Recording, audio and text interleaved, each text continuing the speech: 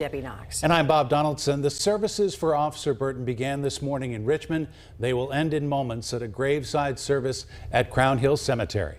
CBS 4's Jesse Wells joins us now live from the Heroes of Public Safety section of that cemetery. And Jesse, set the scene for us, if you will.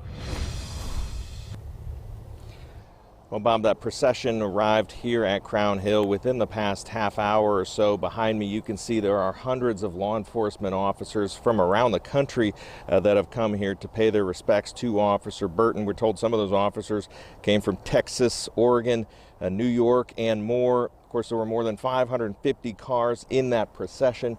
The hearse with the family has arrived here as well just a few minutes ago, and we're told the ceremony to lay Officer Burton to rest will begin here in the next few minutes. Today, though, I did speak to several members of law enforcement who all agree that these kind of events and line of duty deaths impact everyone who puts on the uniform, whether or not they ever visited Richmond and whether or not they ever met Officer Burton. They all spoke about the importance of reflecting on her life and service. Of course, just 1 month ago, Elwood police officer Noah Chanovez was also laid to rest here in the exact same spot in Crown Hill.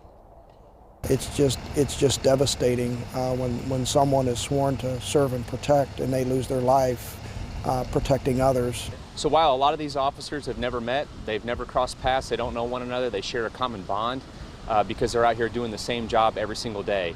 They know the sacrifices that come with this job, that fractions of seconds make sometimes life-altering decisions. There isn't a time and a place where officers come together throughout the state as when an officer dies. So these impact us statewide. Although we may not know the officers personally, you know, we've been in their shoes. We've been in the situations and the scenarios that they lost their lives in. While they sleep at night, these officers are out here patrolling their neighborhoods.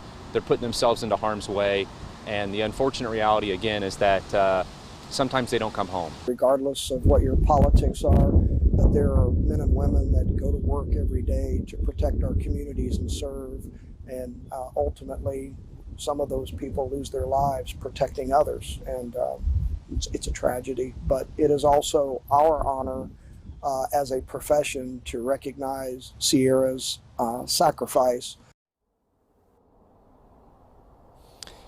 Now, the funeral services earlier today in Richmond, of course, provided a personal touch, and we'll show those here shortly. The events here that are set to take place in Crown Hill are more really about tradition. Many of these rituals that they'll begin here in a few minutes date back decades and centuries.